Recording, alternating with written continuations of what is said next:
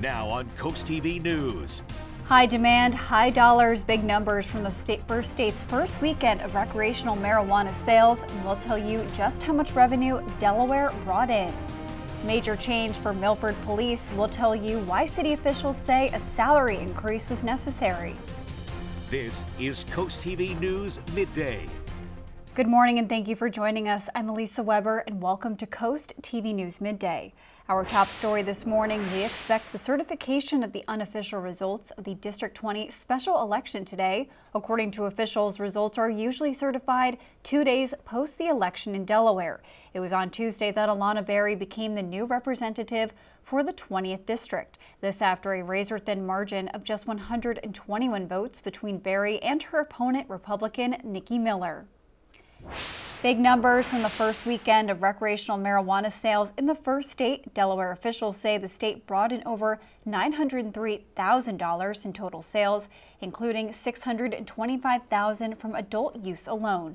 Officials say flower made up more than half of those sales, and dispensaries passed state compliance checks with no issues. And we are now taking a live look outside at a very gloomy looking Dover. Our first alert meteorologist, Bob Trahey, is going to be joining us. Bob, I know it's a cooler, windy day outside, but where is that sun? The sun is out there, Elisa. It's just hidden behind the clouds every once in a while. So it's more clouds than sun. A little cooler with an easterly breeze and temperatures slowly rising through the 70s right now. 78 Georgetown, Millsboro 75, 75 Rehoboth, and the same for Lewis. We have a pretty strong easterly wind, especially along the coast, up to about 13 miles per hour, even 18 miles per hour in Georgetown. And we have seen gusts over 20 miles per hour. We're not seeing that right now, but I think you'll be pretty gusty at the beaches. As we're seeing the visible satellite picture, these cotton ball looking clouds. These are cumulus clouds. Nothing in the way of rain, maybe a few showers southern tip of Delmarva and a few showers out to the east where the anglers are for the White Marlin Open. So maybe encountering some showers there. Otherwise, it's an easterly flow as we have dried things out. So we're looking at sunshine, I think, into the afternoon. Temperatures in the 70s to around 80 degrees. Maybe a spot shower. It's not going to be a big deal. Mid 70s at the coast with breezy conditions and looking pretty good into this evening. And for the White Marlin Open, mid to upper 70s this afternoon. Waves about 7 to possibly 8 feet with winds gusting to 30 miles per hour. So use caution out there for the White Marlin Open. Weather looking good into the weekend. I'll have that forecast coming up a little bit later in the newscast. Thank you, Bob. Police pay in Milford will be increasing. At the City Council meeting, the authorization of the 2026 pay scale was approved in a 5-2 vote. The main focus of this pay scale was raising the pay grade of the police chief from a 13 to a 14. Now that means the chief will make $125,000, as well as raising a police captain and lieutenant grade to 13 and 12. Milford Mayor Todd Collada says this move aligns with the city's pursuit of maintaining public safety. So we want an adequate, well-trained, well-educated professional police force, and we want to attract the best. And I think we've done that. You know, we have a fully staffed police force in a time that it's very difficult to find police. Mayor Collada told CoastTV that this pay change allows Milford to better compete with surrounding agencies. New this morning, the City of Rehoboth Beach Building and Licensing Department will begin conducting annual inspections at all restaurants within the city. This will take place on September 8th, the week starting of September 8th. The city says that they will be checking to make sure that restaurants meet the goal to make sure all restaurants follow rules about grease interceptors and in some cases permits of compliance. Restaurants that serve alcohol will undergo review of floor plans, outdoor dining areas, patio and bar areas, and dance floors for compliance with issued permits of compliance. In Rehoboth Beach, commissioners will consider selling land near Lake Girard to a Virginia Avenue property owner. The city says it will hold a public hearing on August 15th. The property is valued at $540,000 for 1,432 square feet. A 19-year-old from Salisbury is accused of impersonating a Maryland state trooper in Wicomico County. Troopers say Jaden Ballard made traffic stops in a patrol vehicle while wearing a state police uniform earlier this year. Police are asking anyone who may have interacted with Ballard in Wicomico County to contact Maryland State Police.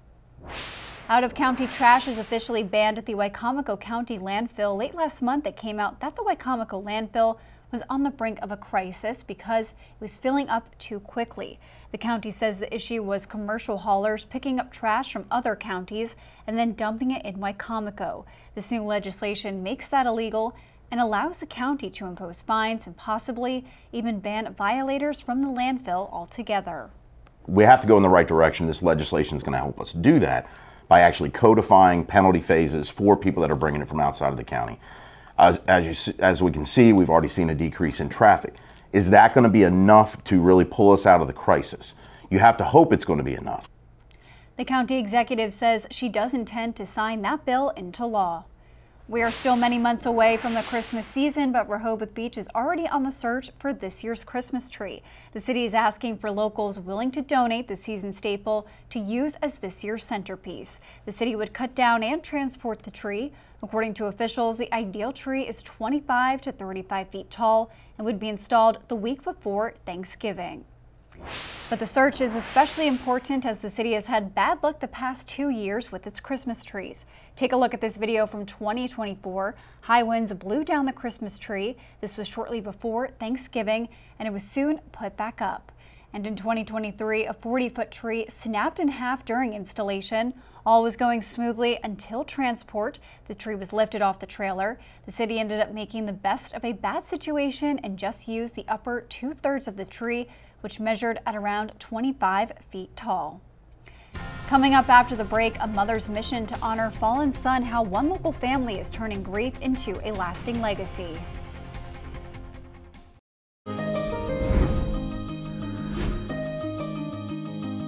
From the time he could talk, Joey Marquez's family tells us he dreamed of serving the United States in the military.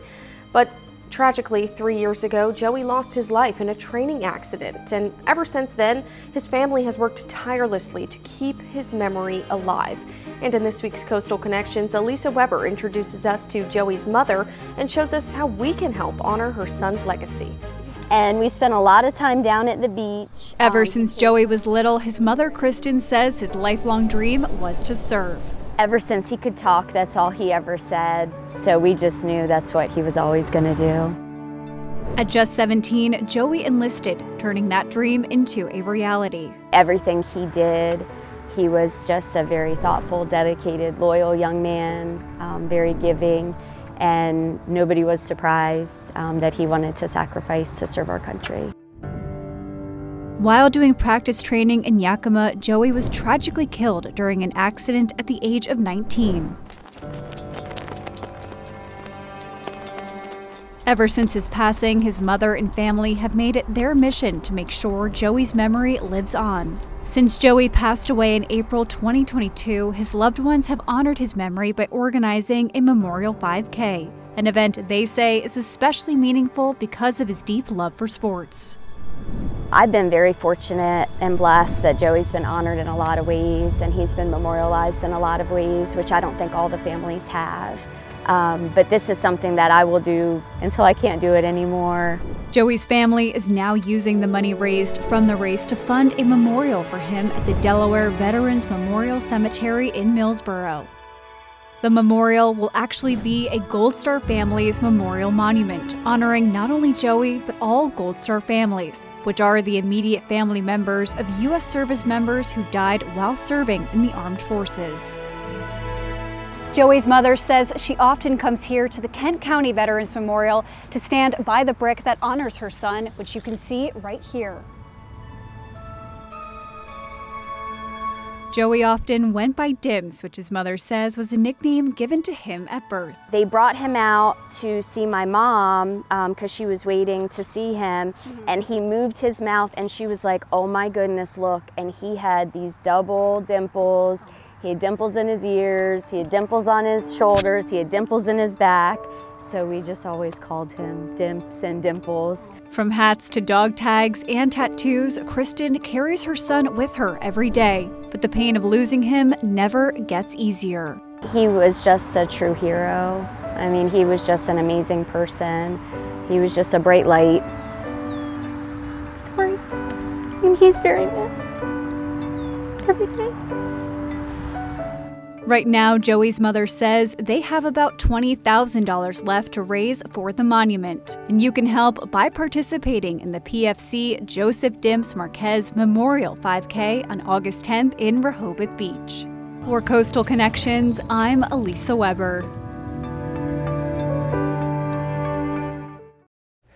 It's nice to see the sunshine returning after we had the rain and clouds yesterday. But as you can see on the Spicer Brothers camp, still lots of haze. This is a result of wildfire smoke from Canada. So if you suffer from health problems, it's best to stay in filtered air and air conditioning today, where it's 78 in Salisbury. It's day 4 of the White Marlin Open, and those waves are building. Whitecaps and swells maybe 6 to 8 feet well off the coast this afternoon, with temperatures in the upper 70s and gusty easterly winds up to about 30 miles per hour, maybe even higher. Where the anglers are fishing, so watch for that. And looking at upper 70s into the weekend, not too bad. Small craft advisory until 8 a.m. Friday for the Atlantic waters from Lewis down to Fenwick Island, and then inland bays as well, and that's also the case around Ocean City. Your small craft advisory until 1 a.m. on Saturday. Once again, it's going to be a little rough out there. Even on the Chesapeake Bay, we're looking at a small craft advisory until Friday evening. Temperature-wise, looking pretty good out there. 79 in Georgetown, 76 in Millsboro, Milton 77, 75 in Rehoboth, and the same for Indian River Inlet.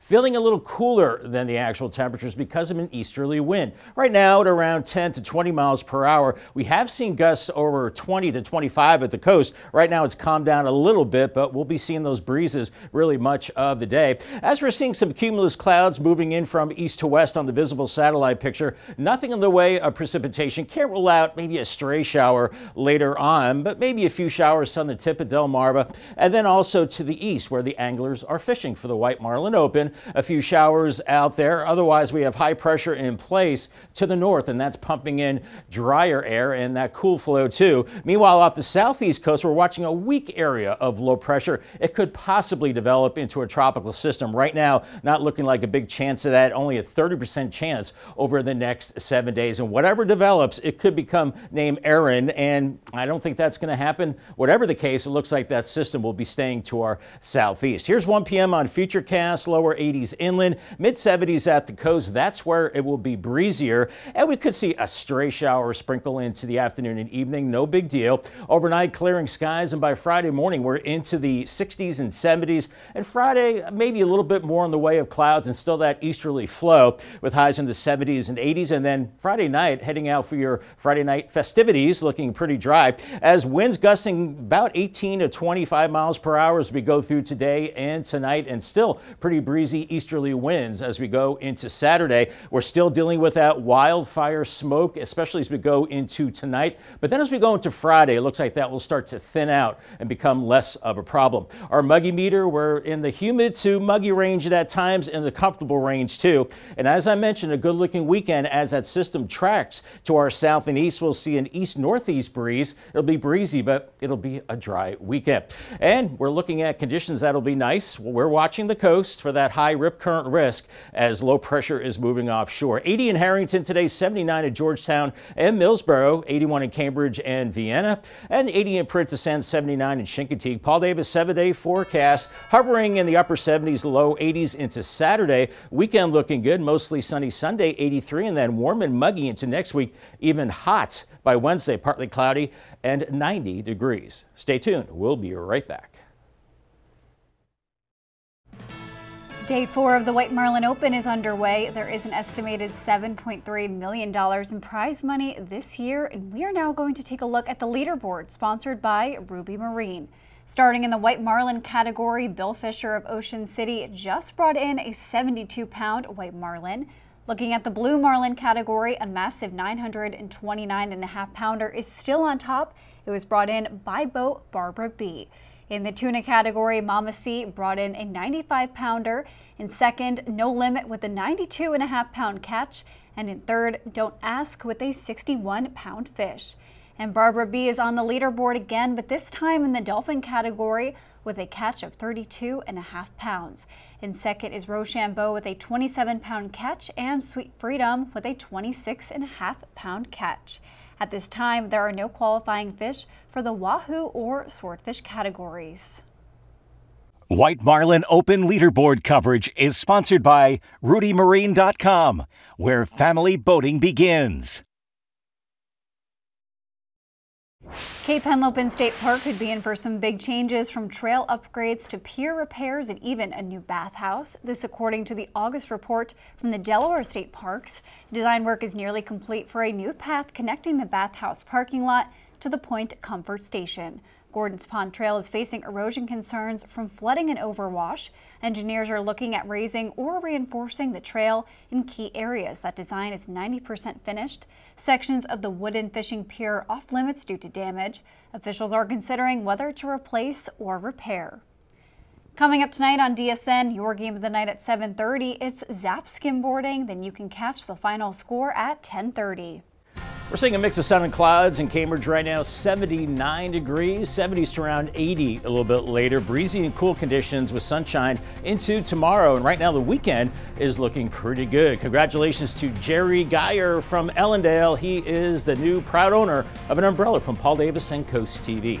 I'll have your 10-day forecast coming up next.